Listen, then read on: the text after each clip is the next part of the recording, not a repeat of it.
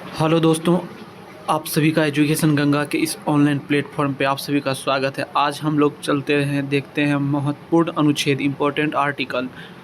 पहला अनुच्छेद 1 में क्या है, संघ और राज्य के बारे में है, आर्टिकल 1 में है, ठीक है। अनुच्छेद 2 में क्या है, नए राज्यों का संगठन और प्रवेश।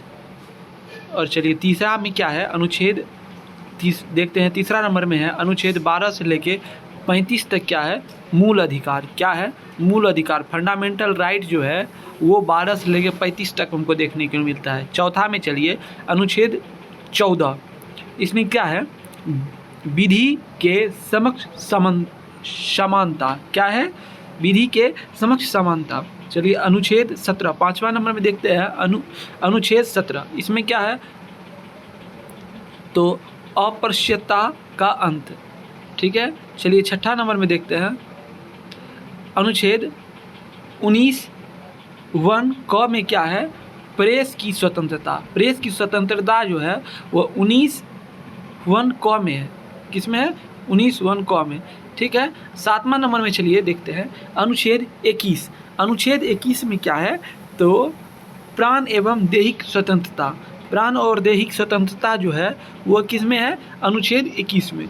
आठवां नंबर में चलिए हम लोग देखते हैं दोस्तों, आठवां नंबर में है अनुच्छेद 23। अनुच्छेद 23 में क्या है, बाल श्रम प्रतिशोध। ये किस में है, अनुच्छेद 23 में, ठीक है। अनुच्छेद 36 से लेके 51 तक क्या है, राज्य के नीति निर्देश तत्व। क्या है, राज्य के नीति निर्देशक तत्व जो है वो 36 से लेके 51 तक में है। चलिए आगे चलते हैं अनुच्छेद 40। इसमें क्या है, अनुच्छेद 40 में क्या है, ग्राम पंचायतों का संगठन। ग्राम पंचायतों का जो संगठन है वो अनुच्छेद 40 में है। अनुच्छेद 45 में क्या है, बच्चों के लिए निःशुल्क शिक्षा। बच्चों के लिए निःशुल्क शिक्षा जो है वो किस में है, फ्री एजुकेशन ऑफ चिल्ड्रेन जो है वो अनुच्छेद 45 में है।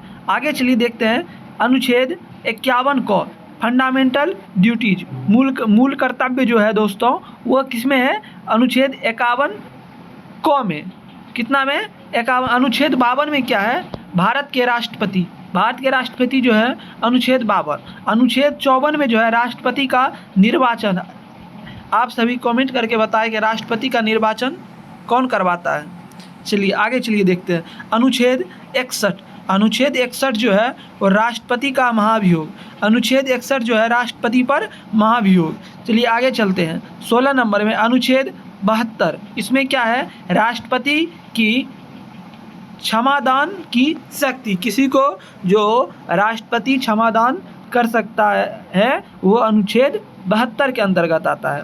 अनुच्छेद अगला चलते हैं अनुच्छेद 74। अनुच्छेद 74 में कौन है, भारत के प्रधानमंत्री कौन है, प्राइम मिनिस्टर ऑफ इंडिया, वो किस में है, अनुच्छेद 74 में है। 18 नंबर में चलते हैं अनुच्छेद 79। अनुच्छेद 79 जो है संसद का गठन। संसद का गठन जो है अनुच्छेद 79 के अंतर्गत आता है। अनुच्छेद 80 से 81 तक जो है वो है राज्यसभा लोकसभा का गठन। राज्यसभा और लोकसभा का जो गठन है वो अनुच्छेद 80 से 81 में। अनुच्छेद 85 जो है वो क्या कहलाता है, लोकसभा का विघटन। अनुच्छेद 85 जो है वो लोकसभा का विघटन है, इसमें दिया हुआ है। अनुच्छेद 108 में जो है वो संसद का संयुक्त प्राधिवेशन। अनुच्छेद 108 में है संसद का संयुक्त प्राधिवेशन। अनुच्छेद 244 में क्या है, अनुसूचित और जनजाति क्षेत्रों के लिए कौन सा है, अनुच्छेद 244। और अनुच्छेद 280 जो है उसमें वित्त आयोग। अनुच्छेद 280 जो है उसमें क्या है, वित्त आयोग। चलिए आगे देखते हैं 24वां नंबर में अनुच्छेद 324। अनुच्छेद 324 में क्या है, निर्वाचन आयोग का उल्लेख। निर्वाचन आयोग का उल्लेख जो है वो किस में है, अनुच्छेद 324 में। अनुच्छेद 300 में क्या है, अनुसूचित जाति और जनजाति के आरक्षण।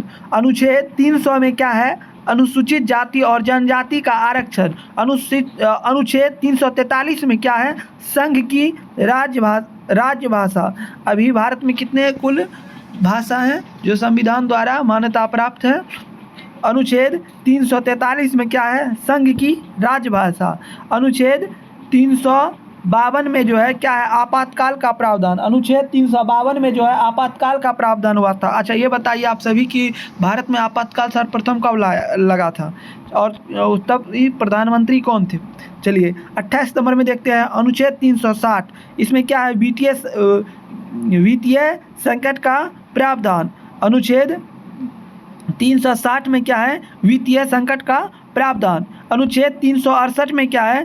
संविधान संशोधन प्रावधान। अनुच्छेद 368 में क्या है? संविधान संशोधन प्रावधान।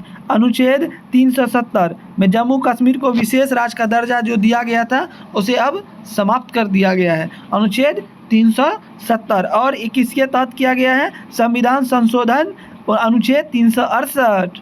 ठीक है दोस्तों, वीडियो अच्छा लगे तो लाइक शेयर और सब्सक्राइब और अपने दोस्तों में ज़रूर शेयर कीजिएगा। आप अपना भाई को प्यार दुलार ऐसे ही बनाए रखें।